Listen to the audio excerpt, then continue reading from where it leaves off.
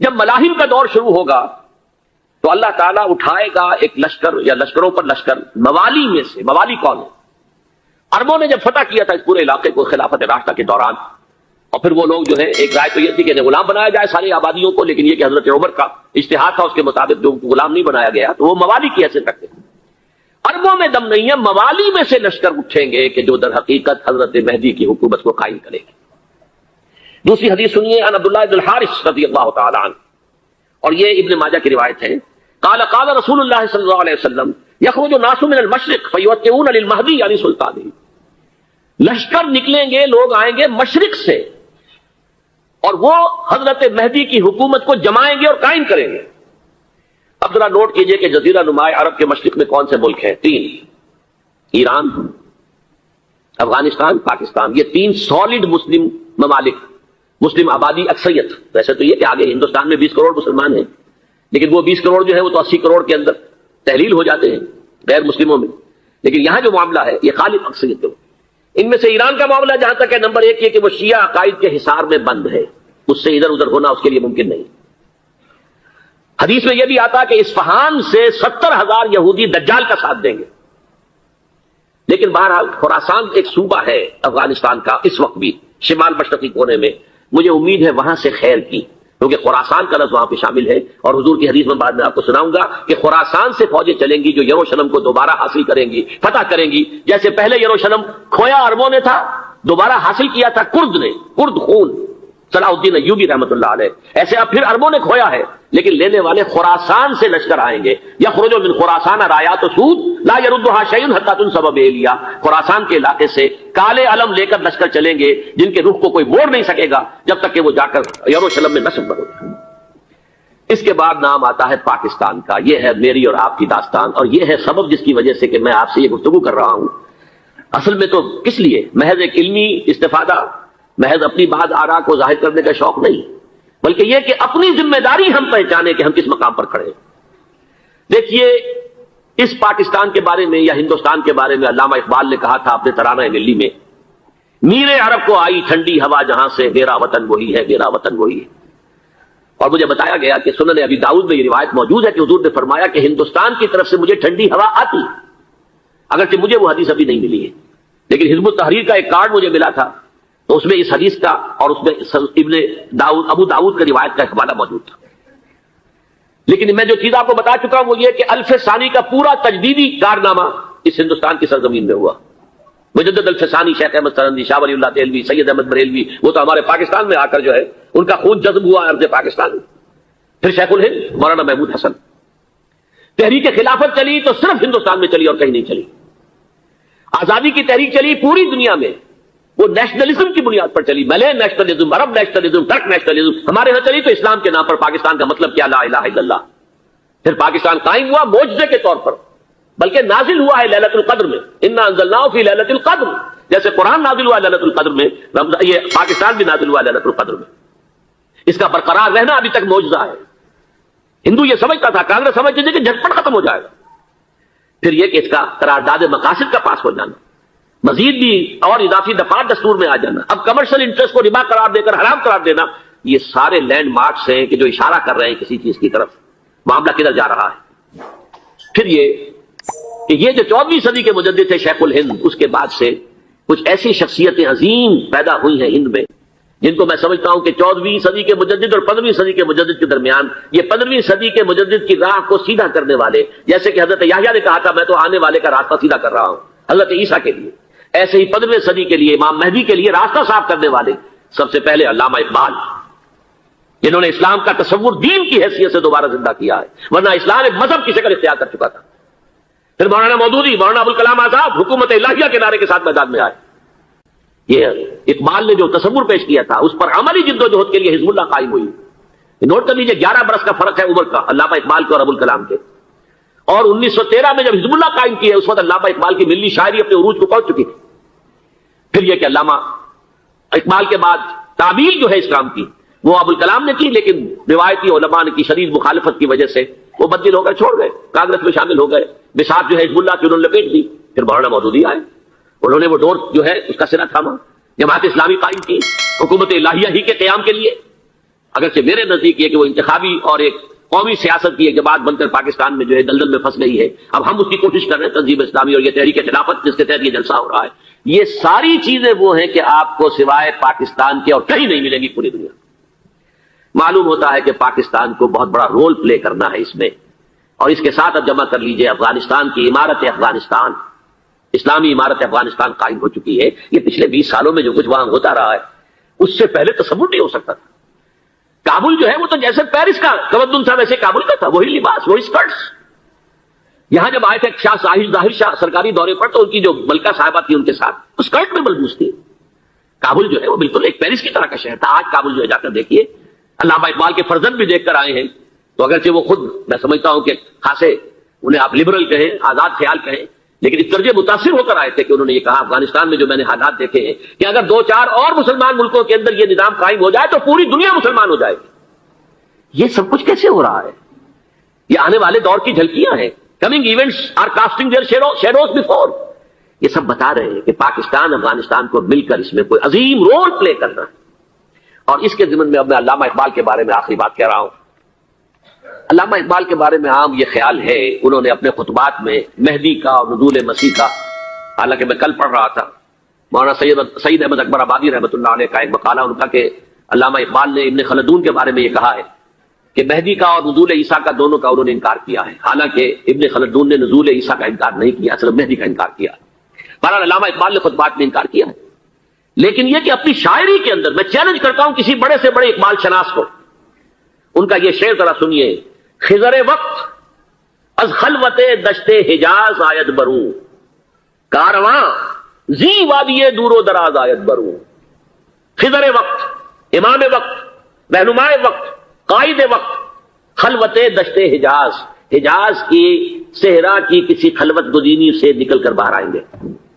میں حیران ہوتا ہوں علامہ کے اس فکر پر اور اس مصرے پر. یہاں انہوں نے شیعہ اور سنی دونوں کے کانسیپٹ جمع کر دیے.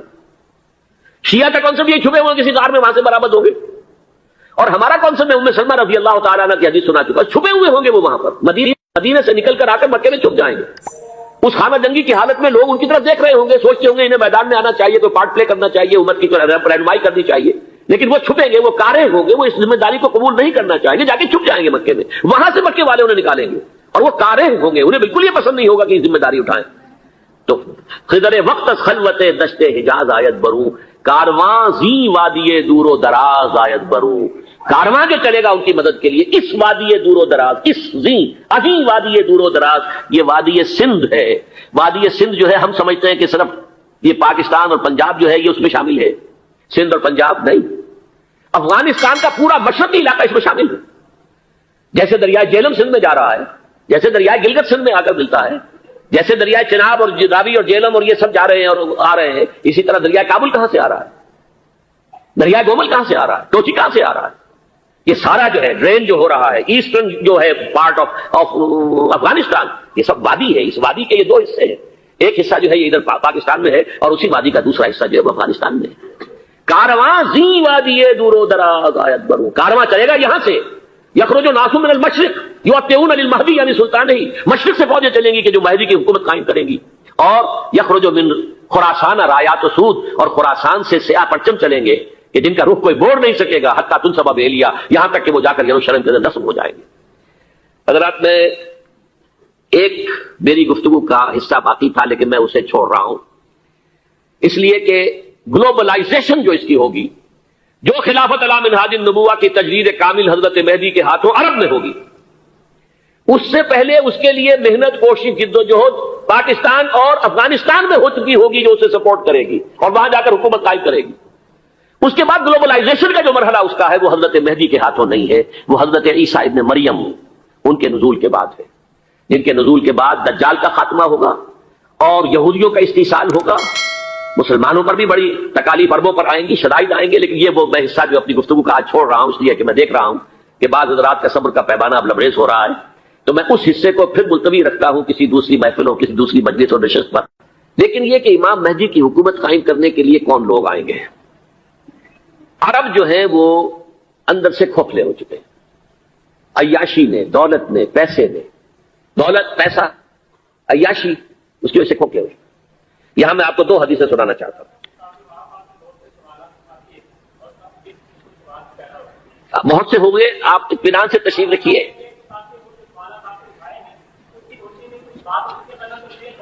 بہت ہوگی، بات ہوگی، آپ اس طرح صبر سے سن لیجئے. میں اب تقریباً اپنی گفتگو کے اختتام تک پہنچ رہا ہوں. سنن ابن ماجہ کی روایت ہے حضرت ابو ہریرہ سے رضی اللہ تعالی عنہ قال قال رسول اللہ صلی اللہ علیہ وسلم اذا وقعت الملاحم بعث اللہ بعثا من الموالی هم اکرم العرب فرسا واجودہ سلاحا یوید اللہ بہم الدین. رواہ ابن ماجہ عن ابی ہریرہ رضی اللہ تعالی عنہ. جب ملاحم کا دور شروع ہوگا تو اللہ تعالیٰ اٹھائے گا ایک لشکر یا لشکروں پر لشکر موالی میں سے. موالی کون ہے؟ عربوں نے جب فتح کیا تھا اس پورے علاقے کو خلافت راشدہ کے دوران، اور پھر وہ لوگ جو ہے، ایک رائے تو یہ تھی کہ انہیں غلام بنایا جائے ساری آبادیوں کو، لیکن یہ کہ حضرت عمر کا اجتہاد تھا، اس کے مطابق جو غلام نہیں بنایا گیا تو وہ موالی کی حیثیت رکھتے ہیں. عربوں میں دم نہیں ہے، موالی میں سے لشکر اٹھیں گے کہ جو در حقیقت حضرت مہدی کی حکومت کو قائم کرے گی. دوسری حدیث سنیے عن عبداللہ بن الحارث رضی اللہ تعالی عنہ، اور یہ ابن ماجہ کی روایت ہے. قال قال رسول اللہ صلی اللہ علیہ وسلم یخرج الناس من المشرق فیوتئون للمہدی یعنی سلطانہ. لشکر نکلیں گے، لوگ آئیں گے مشرق سے، اور وہ حضرت مہدی کی حکومت کو جمائیں گے اور قائم کریں گے.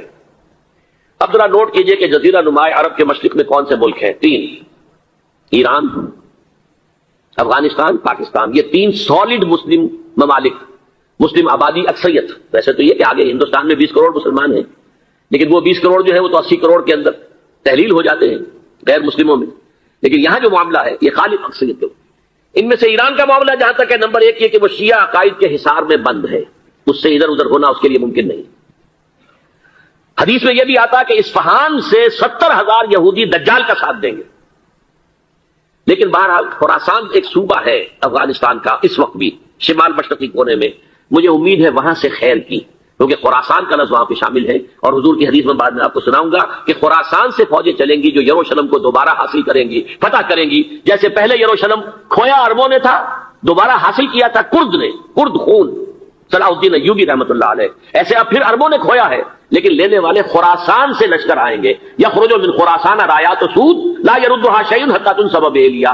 خراسان کے علاقے سے کالے علم لے کر لشکر چلیں گے جن کے رخ کو کوئی موڑ نہیں سکے گا جب تک کہ وہ جا کر یروشلم میں نصب نہ ہو جائے. اس کے بعد نام آتا ہے پاکستان کا. یہ ہے میری اور آپ کی داستان، اور یہ ہے سبب جس کی وجہ سے کہ میں آپ سے یہ گفتگو کر رہا ہوں. اصل میں تو کس لیے؟ محض ایک علمی استفادہ، محض اپنی بات آراء کو ظاہر کرنے کا شوق نہیں، بلکہ یہ کہ اپنی ذمہ داری ہم پہچانے کہ ہم کس مقام پر کھڑے ہیں. دیکھیے، اس پاکستان کے بارے میں یا ہندوستان کے بارے میں علامہ اقبال نے کہا تھا اپنے ترانہ ملی میں، میر عرب کو آئی ٹھنڈی ہوا جہاں سے، میرا وطن وہی ہے، میرا وطن وہی ہے. اور مجھے بتایا گیا کہ سنن ابی داؤد میں یہ روایت موجود ہے کہ حضور نے فرمایا کہ ہندوستان کی طرف سے مجھے ٹھنڈی ہوا آتی، اگرچہ مجھے وہ حدیث ابھی نہیں ملی ہے، لیکن حزب التحریر کا ایک کارڈ مجھے ملا تھا، تو اس میں اس حدیث کا اور اس میں ابن داؤد ابو داؤد کا روایت کا ایک حوالہ موجود تھا. لیکن میں جو چیز آپ کو بتا چکا ہوں وہ یہ کہ الف ثانی کا پورا تجدیدی کارنامہ اس ہندوستان کی سرزمین میں ہوا. مجدد الف ثانی شیخ احمد سرندی، شاہ ولی اللہ دہلوی، سید احمد بریلوی، وہ تو ہمارے پاکستان میں آ کر جو ہے ان کا خون جذب ہوا ارض پاکستان میں. پھر شیخ الہند مولانا محمود حسن. تحریک خلافت چلی تو صرف ہندوستان میں چلی اور کہیں نہیں چلی. آزادی کی تحریک چلی پوری دنیا میں، وہ نیشنلزم کی بنیاد پر چلی، ملے نیشنلزم، عرب نیشنلزم، ترک نیشنلزم. ہمارے یہاں چلی تو اسلام کے نام پر. پاکستان کا مطلب کیا؟ لا الہ الا اللہ. پھر پاکستان قائم ہوا معجزے کے طور پر، بلکہ نازل ہوا ہے ليلۃ القدر میں. انا انزلناه فی ليلۃ القدر، جیسے قرآن نازل ہوا ہے ليلۃ القدر میں، یہ پاکستان بھی نازل ہوا ہے ليلۃ القدر میں. اس کا برقرار رہنا ابھی تک معجزہ ہے. ہندو یہ سمجھتا تھا، کانگریس سمجھتی تھی کہ جھٹپٹ ختم ہو جائے گا. پھر یہ کہ اس کا قرارداد مقاصد کا پاس ہو جانا، مزید بھی اور اضافی دفعات دستور میں آ جانا، اب کمرشل انٹرسٹ کو ربا قرار دے کر حرام قرار دینا، یہ سارے لینڈ مارکس ہیں کہ جو اشارہ کر رہے ہیں کسی چیز کی طرف، معاملہ کدھر جا رہا ہے. پھر یہ کہ یہ جو 14ویں صدی کے مجدد تھے شیخ الہند، اس کے بعد سے کچھ ایسی شخصیتیں عظیم پیدا ہوئی ہیں ہند میں جن کو میں سمجھتا ہوں کہ 14ویں صدی کے مجدد اور 15ویں صدی کے مجدد کے درمیان یہ 15ویں صدی کے مجدد کی راہ کو سیدھا کرنے والے، جیسے کہ حضرت یحییٰ نے کہا تھا میں تو آنے والے کا راستہ سیدھا کر رہا ہوں حضرت عیسیٰ کے لیے، ایسے ہی 15ویں صدی کے لیے امام مہدی کے لیے راستہ صاف کرنے والے سب سے پہلے علامہ اقبال، جنہوں نے اسلام کا تصور دین کی حیثیت سے دوبارہ زندہ کیا ہے، ورنہ اسلام ایک مذہب کی شکل اختیار کر چکا تھا. پھر مولانا مودودی، مولانا ابوالکلام آزاد حکومت الہیہ کے نعرے کے ساتھ میدان میں آئے. یہ اقبال نے جو تصور پیش کیا تھا اس پر عملی جدوجہد کے لیے حزب اللہ قائم ہوئی. نوٹ کر لیجیے 11 برس کا فرق ہے عمر کا علامہ اقبال کے اور ابوالکلام کے. اور 1913 میں جب حزب اللہ قائم کی ہے اس وقت علامہ اقبال کی ملی شاعری اپنے عروج کو پہنچ چکی تھی. پھر یہ کہ علامہ اقبال کے بعد تعبیر جو ہے اسلام کی وہ ابوالکلام نے کی، لیکن روایتی علماء کی شدید مخالفت کی وجہ سے وہ بدل ہو کر چھوڑ گئے، کانگریس میں شامل ہو گئے. بساط جو ہے حزب اللہ کی انہوں نے لپیٹ دی. پھر مولانا مودودی آئے، انہوں نے وہ ڈور جو ہے اس کا سرا تھاما، جماعت اسلامی قائم کی حکومت الہیہ ہی کے قیام کے لیے. اگرچہ میرے نزدیک یہ کہ وہ انتخابی اور ایک قومی سیاست کی ایک جماعت بن کر پاکستان میں جو ہے دلدل میں پھنس گئی ہے. اب ہم اس کی کوشش کر رہے ہیں تنظیم اسلامی اور یہ تحریک خلافت جس کے تحت یہ جلسہ ہو رہا ہے. یہ ساری چیزیں وہ ہیں کہ آپ کو سوائے پاکستان کے اور کہیں نہیں ملیں گی پوری دنیا. معلوم ہوتا ہے کہ پاکستان کو بہت بڑا رول پلے کرنا ہے اس میں. اور اس کے ساتھ اب جمع کر لیجئے افغانستان کی عمارت افغانستان، اسلامی عمارت افغانستان قائم ہو چکی ہے. یہ پچھلے 20 سالوں میں جو کچھ وہاں ہوتا رہا ہے اس سے پہلے تصور نہیں ہو سکتا تھا. کابل جو ہے وہ تو جیسے پیرس کا تمدن تھا ویسے کابل کا تھا، وہی لباس وہی اسکرٹس. یہاں جب آئے تھے شاہ ظاہر شاہ سرکاری دورے پر تو ان کی جو ملکہ صاحبہ تھی ان کے ساتھ اسکرٹ میں ملبوس تھی. کابل جو ہے وہ بالکل ایک پیرس کی طرح کا شہر تھا. آج کابل جو ہے جا کر دیکھیے، علامہ اقبال کے فرزند بھی دیکھ کر آئے ہیں. تو اگرچہ وہ خود میں سمجھتا ہوں کہ خاصے انہیں آپ لبرل کہیں، آزاد خیال کہیں، لیکن اس طرح متاثر ہو کر آئے تھے کہ انہوں نے یہ کہا افغانستان میں جو میں نے حالات دیکھے ہیں کہ اگر 2-4 اور مسلمان ملکوں کے اندر یہ نظام قائم ہو جائے تو پوری دنیا مسلمان ہو جائے گی. یہ سب کچھ کیسے ہو رہا ہے؟ یہ آنے والے دور کی جھلکیاں ہیں. Coming events are casting their shadows before. یہ سب بتا رہے ہیں کہ پاکستان افغانستان کو مل کر اس میں کوئی عظیم رول پلے کرنا ہے. اور اس کے ضمن میں اب میں علامہ اقبال کے بارے میں آخری بات کہہ رہا ہوں. علامہ اقبال کے بارے میں عام یہ خیال ہے، انہوں نے اپنے خطبات میں مہدی کا اور نزول مسیح کا، حالانکہ میں کل پڑھ رہا تھا مولانا سعید احمد اکبر آبادی رحمۃ اللہ علیہ کا ایک مقالہ ان کا کہ علامہ اقبال نے ابن خلدون کے بارے میں یہ کہا ہے کہ مہدی کا اور نزول عیسیٰ کا دونوں کا انہوں نے انکار کیا ہے. حالانکہ ابن خلدون نے نزول عیسیٰ کا انکار نہیں کیا، صرف مہدی کا انکار کیا. بہرحال علامہ اقبال نے خطبات میں انکار کیا ہے. لیکن یہ کہ اپنی شاعری کے اندر میں چیلنج کرتا ہوں کسی بڑے سے بڑے اقبال شناس کو، ان کا یہ شعر ذرا سنیے. خضر وقت از خلوت دشت حجاز آید بروں، کارواں زی وادی دور و دراز آید بروں. خضر وقت، امام وقت، رہنمائے وقت، قائد وقت، خلوت دشت حجاز، حجاز کی صحرا کی کسی خلوت گزینی سے نکل کر باہر آئیں گے. میں حیران ہوتا ہوں علامہ کے اس فکر پر اور اس مصرے پر. یہاں انہوں نے شیعہ اور سنی دونوں کے کانسیپٹ جمع کر دیے.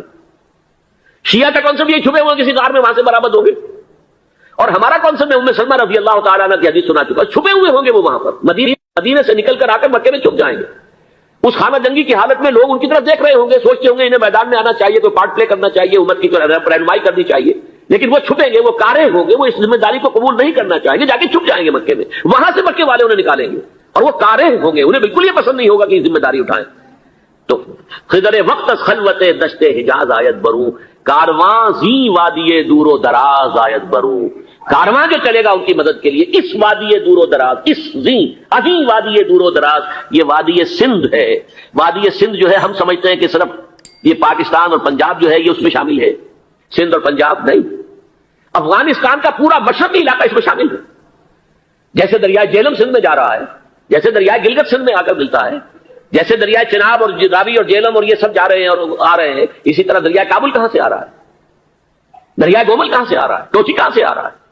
یہ سارا جو ہے ڈرین جو ہو رہا ہے ایسٹرن جو ہے پارٹ آف افغانستان، یہ سب وادی ہے. اس وادی کے یہ دو حصے ہیں، ایک حصہ جو ہے یہ ادھر پاکستان میں ہے اور اسی وادی کا دوسرا حصہ جو ہے افغانستان میں ہے. کارواں زی وادی دور و دراز آیت بروں، کارواں چلے گا یہاں سے. یخرج ناس من المشرق یؤتون للمہدی، یعنی سلطان ہی مشرق سے فوجیں چلیں گی کہ جو مہدی کی حکومت قائم کریں گی. اور یخرج من خراسان رایات و سود، اور خراسان سے سیاہ پرچم چلیں گے کہ جن کا رخ کوئی موڑ نہیں سکے گا، حتیٰ تنصب بیلیا، یہاں تک کہ وہ جا کر یروشلم کے اندر نصب ہو جائے گی. حضرات میں ایک میری گفتگو کا حصہ باقی تھا لیکن میں اسے چھوڑ رہا ہوں، اس لیے کہ گلوبلائزیشن جو اس کی ہوگی، جو خلافت علی منہاج النبوہ کی تجدید کامل حضرت مہدی کے ہاتھوں عرب میں ہوگی، اس سے پہلے اس کے لیے محنت، کوشش، جد و جہد پاکستان اور افغانستان میں ہو چکی ہوگی جو اسے سپورٹ کرے گی اور وہاں جا کر حکومت قائم کرے گی. اس کے بعد گلوبلائزیشن کا جو مرحلہ اس کا ہے وہ حضرت مہدی کے ہاتھوں نہیں ہے، وہ حضرت عیسیٰ ابن مریم ان کے نزول کے بعد ہے، جن کے نزول کے بعد دجال کا خاتمہ ہوگا اور یہودیوں کا استحصال ہوگا، مسلمانوں پر بھی بڑی تکالیف اربوں پر آئیں گی، شدائد آئیں گے، لیکن اب 15ویں صدی میں ہم ہیں۔ اب ایک بات میں کہہ رہا ہوں اور وہ میری ذاتی رائے ہے، گمان اندازہ اس میں مجھ سے اختلاف کرنے کا ہر ایک کو حق ہے۔ میرے نزدیک 15ویں صدی ہجری اب مجدد کامل الامام المہدی سلسلہ تجدید خلافت کی آخری کڑی کے ظہور کا وقت ہے۔ اس میں مجھے ایک تو قرآن مجید سے اشارہ ملا ہے، اشارہ ہے، میں اسے تفسیر نہیں کہتا۔ میرے نزدیک قرآن مجید میں چند آیتیں سورہ مدثر کی اور چند آیتیں سورہ انشقاق کی بڑی عجیب ہے۔ سورہ مدثر کی آیات میں حضور کی آمد کا نقشہ کھینچا گیا ہے، کلا والقمر واللیل اذ ادبر والصبح اذا اسفر انہا لإحدى الکبر نذیرا للبشر لمن شاء منکم ان یتقدم او یتأخر۔ نہیں، قسم ہے چاند کی، کلا والقمر واللیل اذ ادبر، اور رات کی جبکہ وہ پیٹ موڑ لے جانے لگے اور صبح کی جبکہ وہ روشن ہو جائے۔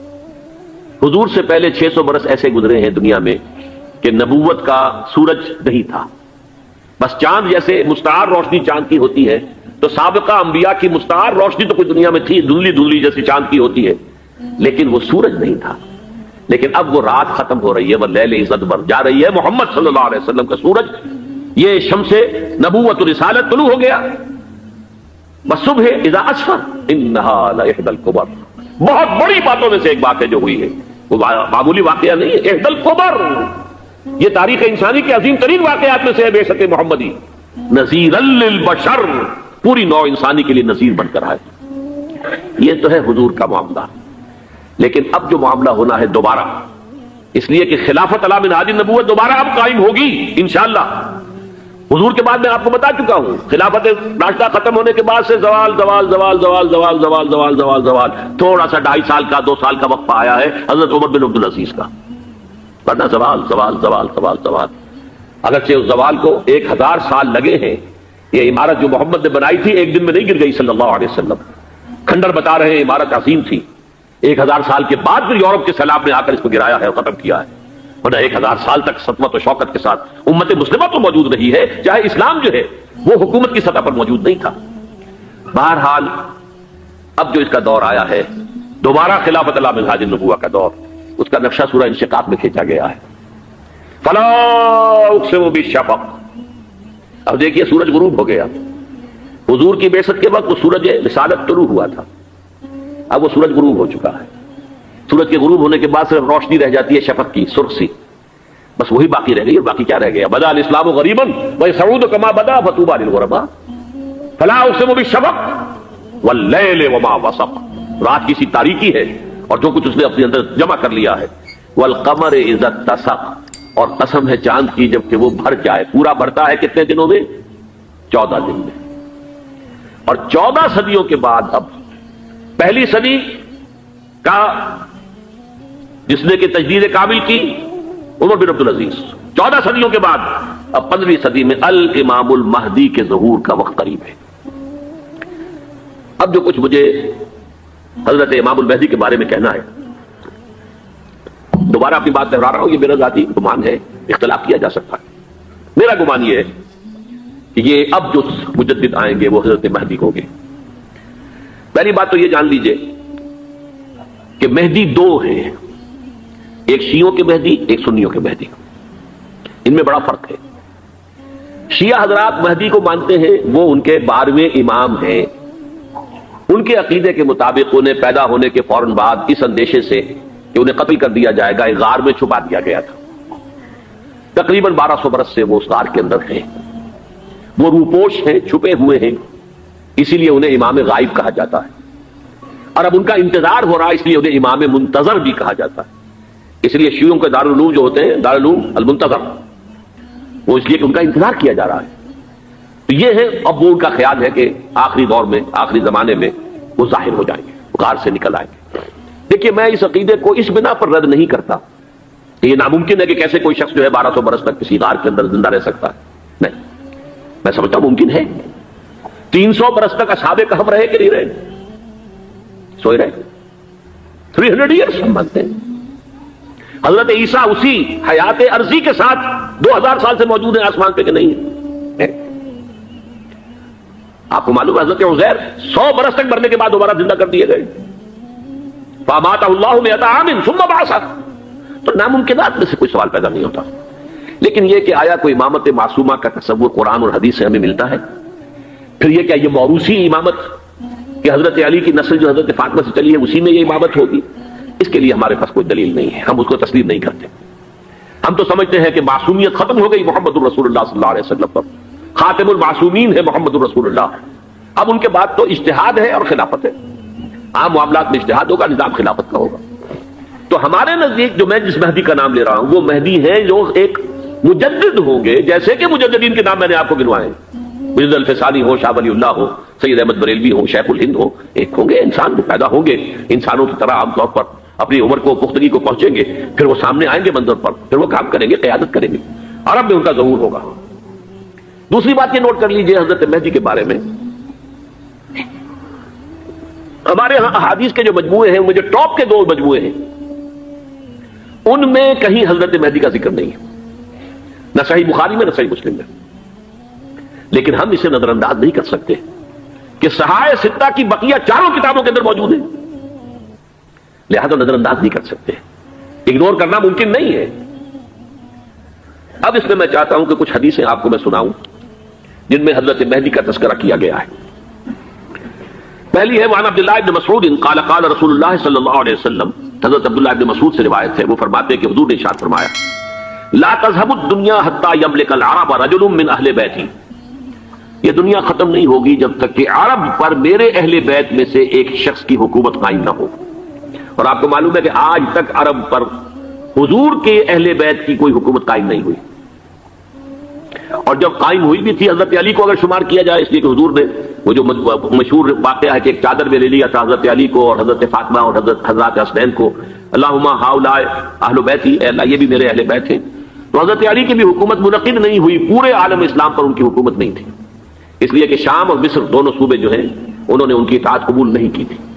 اس حوالے سے یہ معاملہ ابھی ہونا ہے. لا تذهب الدنيا حتى يملك العرب رجل من اهل بيتي يعاطي اسمه اسمي. اس کا نام وہی ہوگا جو میرا نام ہے، یعنی محمد صلی اللہ علیہ وسلم. اور ان کا نام بھی مہدی کا نام بھی محمد. مہدی تو ان کا لقب ہے. یہ ترمذی میں بھی ہے، ابو داؤد میں بھی ہے، سنن ابی داؤد جامع ترمذی. بلکہ ابو داؤد میں ایک اور روایت ہے، قال حضور نے فرمایا لو لم يبقى من الدنيا الا يوم. اگر دنیا کی زندگی میں سے کچھ بھی نہ بچے سوائے ایک دن کے، لطول اللہ تعالی ذلك اليوم، تو اللہ تعالیٰ اس دن کو لمبا کر دے گا، حتی یبعث فیہ رجلا منی، یہاں تک کہ میرے خاندان میں سے ایک شخص کو اٹھائے گا، من اہل بیتی، میرے اہل بیت میں سے، یواطئ اسمہ اسمی و اسم ابی ہے اسم ابی، جس کا نام میرے نام پر ہوگا، جس کے والد کا نام میرے والد کے نام پر ہوگا، محمد ابن عبداللہ ان کا نام ہوگا. اور وہ یملأ الارض قسطا وعدلا کما ملئت ظلما وجورا، وہ سرزمین عرب کو عدل اور انصاف سے اسی طرح بھر دیں گے جیسے کہ وہ ظلم اور زیادتی سے بھر چکی ہوگی. دوسری روایت ہے حضرت ابو سعید خدری رضی اللہ تعالیٰ عنہ سے، حضور نے فرمایا المہدی منی اجل الجبہۃ اقنى الانف یملأ الارض قسطا وعدلا کما ملئت ظلما وجورا یملک 7 سنین، رواہ داؤد. کہ مہدی مجھ میں سے ہوں گے بڑی روشن پیشانی والے اور بڑی کھڑی ناک والے، وہ زمین کو بھر دیں گے انصاف سے اور عدل سے جیسے کہ وہ ظلم سے بھری ہوئی ہوگی، اور وہ 7 برس تک حکومت کریں گے. عرب میں خالص خلافت علی منہاج النبوہ کا نظام حضرت مہدی کے ہاتھوں قائم ہوگا اور 7 برس تک قائم رہے گا عرب کے اندر. اس کا اگلا مرحلہ میں بعد میں بیان کروں گا. تیسری روایت ہے، اور اس کو میں اس لیے خاص طور پر سنا رہا ہوں کہ اس میں وہی الفاظ آئے ہیں جو میں نے ابتدا میں حدیث آپ کو سنائی تھی، اس کے الفاظ ہیں. عن ابی سعید قال ذکر رسول اللہ صلی اللہ علیہ وسلم بلاء یصیب هذه الامہ حتی لا یجد الرجل ملجا یلجا الیہ من الظلم. حضور نے ذکر فرمایا کہ ایک دور ایسا آئے گا انتہائی ابتلا اور آزمائش اور مصائب کا کہ کسی شخص کو کوئی سر چھپانے کی جگہ نہیں ملے گی اس ظلم سے اپنے آپ کو بچانے کے لیے. فَيَبْعَثُ اللَّهُ رَجُلًا مِنْ عِتْرَتِي وَأَهْلِ بَيْتِي، تو پھر اللہ میرے خاندان میں سے میرے اہل بیت میں سے اٹھائے گا ایک شخص کو، فَيَمْلَأُ بِهِ الْأَرْضَ قِسْطًا وَعَدْلًا، اور اس کے ذریعے سے اللہ تعالیٰ زمین کو عدل و قسط سے بھر دے گا. يَرْضَى عَنْهُ سَاكِنُ السَّمَاءِ، یہ وہی الفاظ آ گئے. اب اس سے پھر راضی ہو جائیں گے آسمانوں میں رہنے والے بھی، مساکن الارض، اور زمین میں رہنے والے بھی. لا تدع السماء من قطرها شيئا الا ثبته، آسمان اپنا ایک قطرہ بھی نہیں روکے گا مگر یہ کہ اس کو زمین کے اوپر نثار کر دے گا، بارش کی شکل میں گرا دے گا. ولا تدع الارض من نباتها شيئا الا اخرجته، اور زمین اپنی پیداوار میں سے کوئی شے نہیں چھپائے گی، نہیں روکے گی مگر خود کو ظاہر کر دے گی.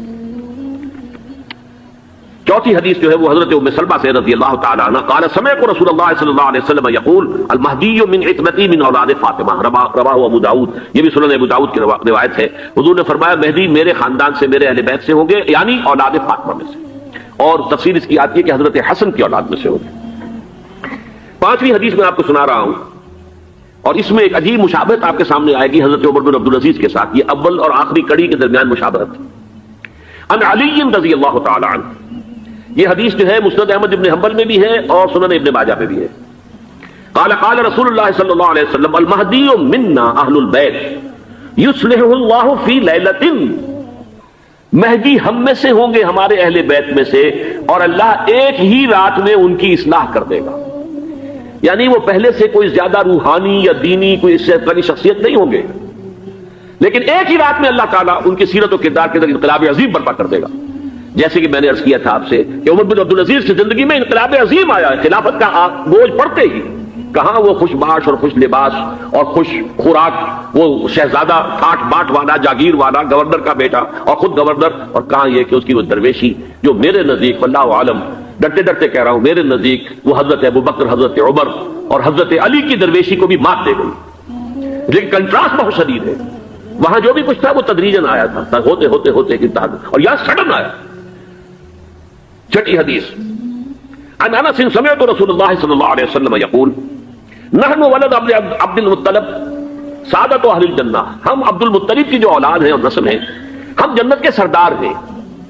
اور پھر آپ نے نام گنوائے ہیں، انا وحمزۃ وعلی وجعفر والحسن والحسین والمہدی، میں خود اور حضرت حمزہ بنو عبد المطلب میں سے، عبد المطلب کے بیٹے، اور علی اور جعفر حضرت علی کے بھائی جعفر طیار، اور حسن اور حسین حضرت فاطمہ کے لخت جگر حضرت علی کے بیٹے، والمہدی، اور آخر میں جا کر پھر مہدی.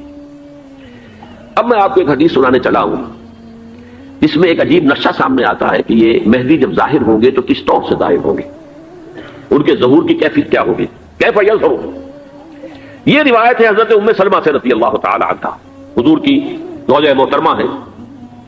فرماتی ہیں ام سلمہ عن النبی صلی اللہ علیہ وسلم قال یکون اختلاف عند موت خلیفۃ، موت خلیفۃ. حضور نے فرمایا ایک خلیفہ کی موت پر اختلاف واقع ہو جائے گا، خانہ جنگی ہو جائے گی. فیخرج رجل من اہل المدینہ حاربا الی مکہ، پھر مدینے کے لوگوں میں سے ایک شخص نکلے گا، بھاگے گا اور جا کر پناہ لے گا اور چھپ جائے گا مکے میں. فیاتیہ ناس من اہل مکہ، پھر اس کے پاس آئیں گے اہل مکہ، مکہ کے لوگ، فیخرجونہ، اور اسے نکالیں گے، جہاں وہ چھپے ہوئے ہوں گے وہاں سے نکالیں گے. وہو کارہ، اور وہ بالکل اس کو پسند نہیں کر رہے ہوں گے، نہ وہ خواہش مند ہوں گے کہ ان کے ہاتھ پر بیعت کی جائے، نہ وہ یہ چاہیں گے کہ وہ میدان میں آئیں اور ان کو جو ہے اپنا لیڈر مانا جائے. وہو کارہ فیبایعونہ بین الرکن والمقام، لیکن لوگ جو ہے پھر اصرار کے ساتھ ان کے ہاتھ پر بیعت کریں گے رکن اور مقام کے درمیان. رکن وہ کونا ہے خانہ کعبہ کا جس میں حجر اسود لگا ہوا ہے، اور مقام ابراہیم جو ہے، ان دونوں کے مابین جو یہ علاقہ ہے یہاں پر وہ بیعت ہوگی.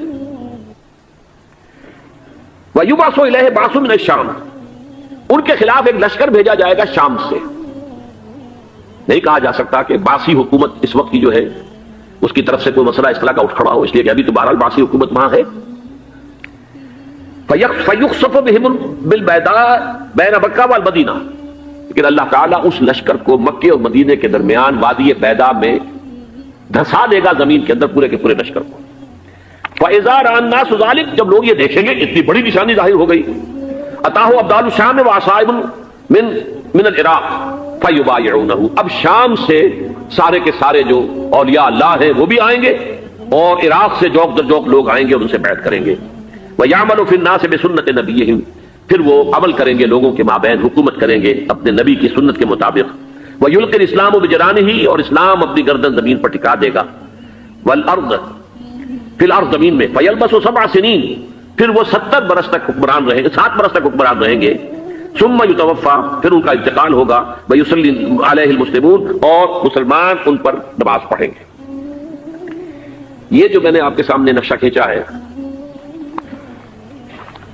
اس سے اب میں ایک نتیجہ نکالتا ہوں. اسے بھی میرا گمان کہیے، اختلاف بھی کر سکتے ہیں آپ، اگر اس کو وزنی سمجھے تو قبول بھی کر سکتے ہیں.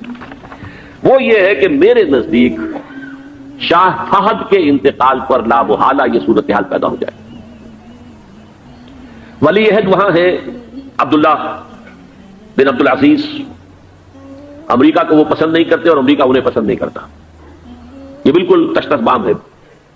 امریکہ نے لازماً جس طریقے سے اپنے پنجے گاڑے ہیں سعودی عرب کے اندر، اپنا فوجی اڈا بنایا ہے، تو آسانی کے ساتھ وہاں سے اپنے پنجے ہٹانے کے لیے تیار نہیں. ایک حدیث میں آتا ہے قرن الشیطان، نجد سے شیطان کا سینگ برآمد ہوگا. وہ شیطان کا سینگ ہے. جو میزائل وہاں پر لگے ہوئے ہوں گے اس وقت، در حقیقت وہ سارے کے سارے جو ہیں وہ شیطان کے سینگ ہیں. بہرحال کوشش وہ کرے گا کہ جیسے کہ اس نے جارڈن میں کیا، کتنے عرصے سے وہاں شاہ حسین کا چھوٹا بھائی حسن جو ہے وہ ولی عہد تھا، عین وقت کے اوپر آ کر، اور پتہ نہیں کیسی کیسی دوائیاں دے کر اسے لے کر آئے ہیں شاہ حسین کو، مرتے ہوئے کو تھوڑی دیر زندہ رکھنے کے لیے، اور وہ تبدیلی کروا کر جو ہے واپس لے گئے. تو یہ معاملہ ہوا ہے، تبدیلی کروا دی، وہاں تو ہو گئی آرام سے، کوئی بات نہیں. بحرین میں بھی غالباً ایسا ہی معاملہ ہوا ہے، واللہ عالم. مجھے یاد پڑتا ہے کہ وہ چاہتے ہیں کہ ہمارا پسند کا آدمی آئے. اگر سعودی عرب میں یہ کام کیا گیا تو اس کا لازمی نتیجہ خانہ ہوگا، اس لیے کہ وہاں کی روایت یہ بڑی سخت ہے، بڑی پختہ ہے. پھر یہ کہ وہاں جو ہے امیر عبداللہ جو ہے، جو وہاں پر اگرچہ سپہ سالار وہ نہیں ہے، کمانڈر ان چیف وہ نہیں ہے، کمانڈر ان چیف تو کوئی اور ہے، لیکن الحرس الوطنی جو ہے، نیشنل گارڈ، بہت بڑی فورس ہے. وہ اصل بیڈوین فورس جو ہے صحرا کے لوگوں کی، عرب فورس، وہ در حقیقت الحرس الوطنی ہے، نیشنل گارڈ ہے، اور اس کا کمانڈر ان چیف یہ ہے امیر عبداللہ. تو لازماً یہ شکل جو ہے پوری ہو کر رہے گی. جیسے ہی یہ معاملہ ہوا شاہ فہد کے انتقال کا، تو یہ اختلاف ہوگا، خانہ جنگی ہوگی. پھر کوئی اللہ کا بندہ جو ہوگا، میرے نزدیک، میں آج سے کوئی 6-7 سال پہلے سالانہ اجتماع تھا تنظیم اسلامی کا راولپنڈی میں، میں نے اس وقت وہاں کہا تھا، اس سے ذرا اخبارات میں بھی کچھ وہ کنٹروورسی آئی تھی کہ میرے نزدیک امام مہدی پیدا ہو چکے ہیں، ان کے ظہور کا وقت قریب ہے. اور اس کی تھوڑی سی بات میں مجھے معلوم ہوا کہ جین ڈکسن غالباً نام ہے امریکن اس کا، جس نے یہ پیشن کوئی خبر دی تھی کہ 1962 میں عالم عرب میں ایک بچہ پیدا ہوا ہے کہ جو وہاں کا نقشہ بدل کر رکھ دے گا. یہ جین ڈکسن کی غالباً پیشن گوئی ہے. بہرحال مجھے اس کی پیشن گوئی سے کوئی دلچسپی نہیں ہے.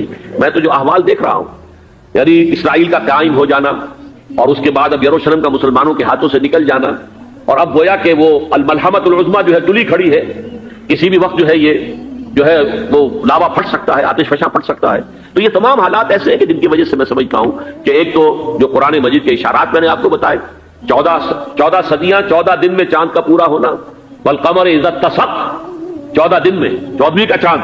اسی طرح اب یہ 14 صدیوں کے بعد یہ صدی جو 15ویں صدی ہے، یہ در حقیقت ظہور امام مہدی کی صدی ہے. لیکن یہ کہ امام مہدی کی حکومت قائم کرنے کے لیے کون لوگ آئیں گے؟ عرب جو ہے وہ اندر سے کھوکھلے ہو چکے ہیں، عیاشی نے، دولت نے، پیسے نے، دولت، پیسہ، عیاشی، اس کی وجہ سے کھوکھلے ہو چکے. یہاں میں آپ کو 2 حدیثیں سنانا چاہتا ہوں. بہت سے ہو گئے، آپ اطمینان سے تشریف رکھیے.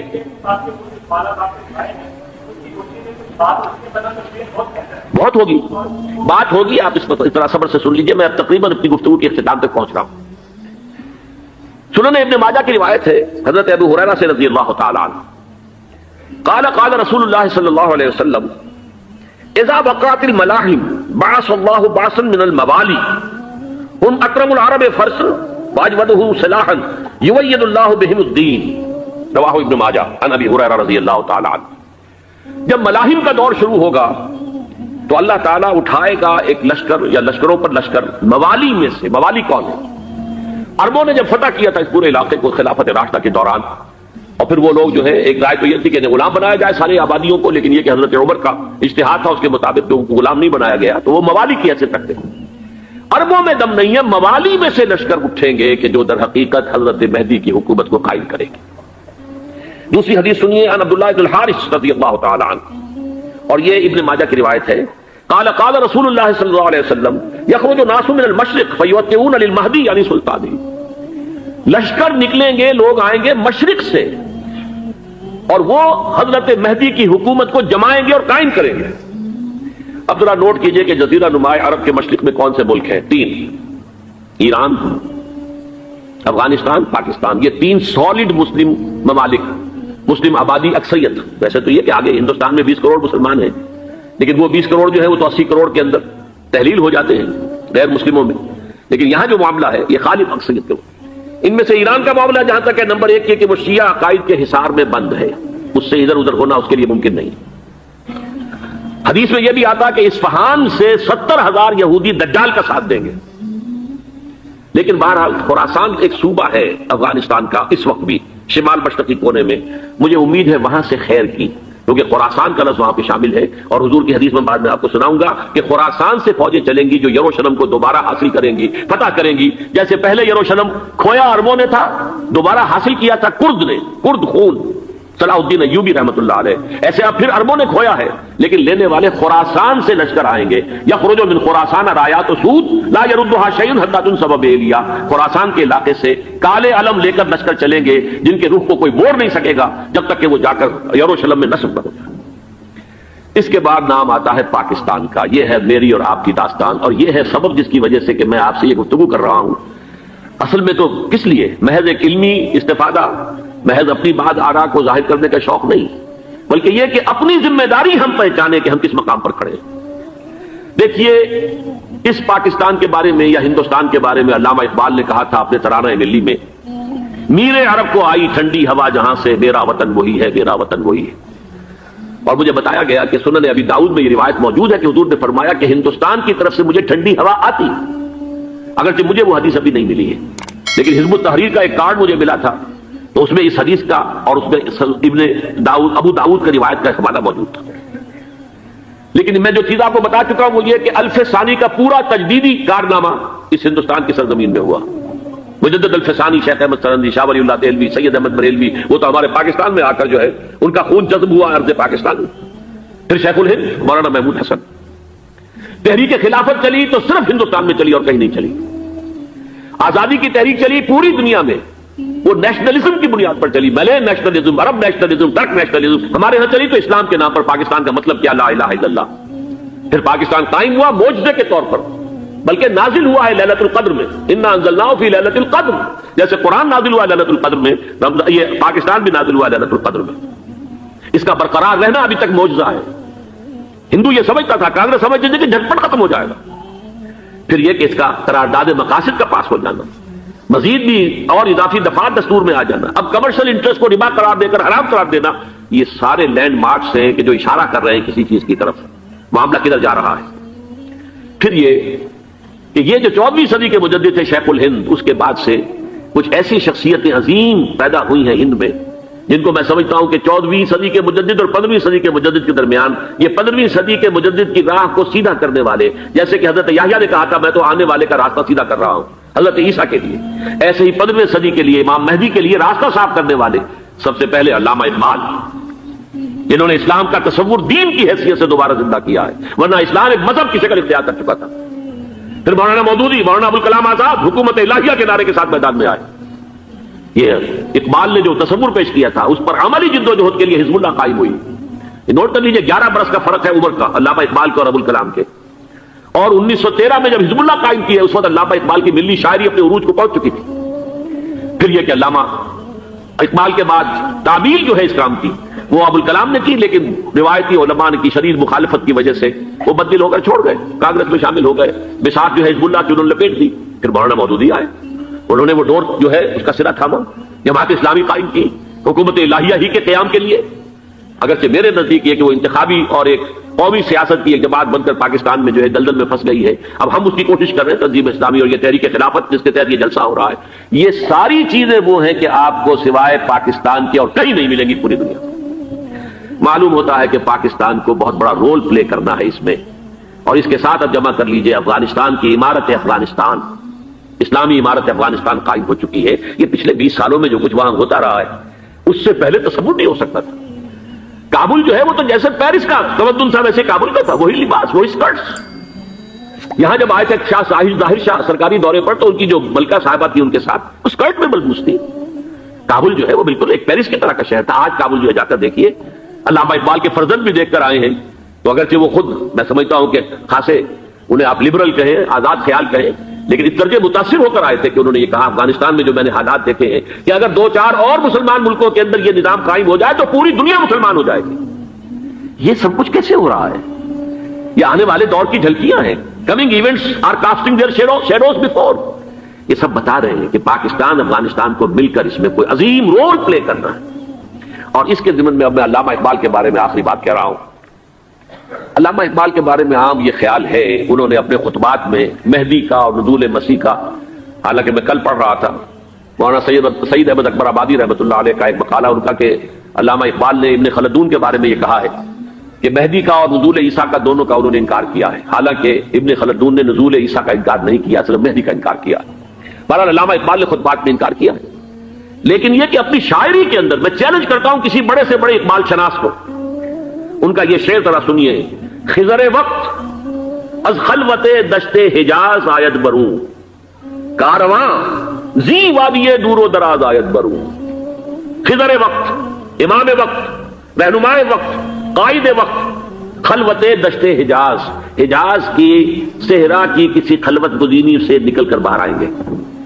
میں حیران ہوتا ہوں علامہ کے اس فکر پر اور اس مصرے پر۔ یہاں انہوں نے شیعہ اور سنی دونوں کے کانسیپٹ جمع کر دیے۔ شیعہ کا کانسیپٹ یہ چھپے ہوئے کسی غار میں وہاں سے برآمد ہوں گے، اور ہمارا کانسیپٹ میں ام سلمہ رضی اللہ تعالیٰ عنہ کی حدیث سنا چکا، چھپے ہوئے ہوں گے وہ وہاں پر، مدینے سے نکل کر آ کر مکے میں چھپ جائیں گے۔ اس خانہ جنگی کی حالت میں لوگ ان کی طرف دیکھ رہے ہوں گے، سوچتے ہوں گے انہیں میدان میں آنا چاہیے، کوئی پارٹ پلے کرنا چاہیے، امت کی رہنمائی کرنی چاہیے، لیکن وہ چھپیں گے، وہ کارے ہوں گے، وہ اس ذمہ داری کو قبول نہیں کرنا چاہیں گے، جا کے چھپ جائیں گے مکے میں، وہاں سے مکے والے انہیں نکالیں گے، اور وہ کارے ہوں گے، انہیں بالکل یہ پسند نہیں ہوگا کہ یہ ذمہ داری اٹھائیں۔ تو خضر وقت از خلوت دشت حجاز آیت بروں، کارواں زی وادی دور و دراز آیت بروں۔ کارواں جو چلے گا ان کی مدد کے لیے اس وادی دور و دراز، اس زی عظیم وادی دور و دراز، یہ وادی سندھ ہے۔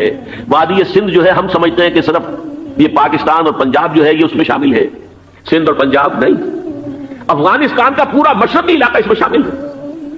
جیسے دریائے جہلم سندھ میں جا رہا ہے، جیسے دریائے گلگت سندھ میں آ کر ملتا ہے، جیسے دریائے چناب اور راوی اور جہلم اور یہ سب جا رہے ہیں اور آ رہے ہیں، اسی طرح دریائے کابل کہاں سے آ رہا ہے، دریائے گومل کہاں سے آ رہا ہے، ٹوچی کہاں سے آ رہا ہے، یہ سارا جو ہے ڈرین جو ہو رہا ہے ایسٹرن جو ہے پارٹ آف افغانستان، یہ سب وادی ہے۔ اس وادی کے یہ دو حصے ہیں، ایک حصہ جو ہے یہ ادھر پاکستان میں ہے اور اسی وادی کا دوسرا حصہ جو ہے وہ افغانستان میں ہے۔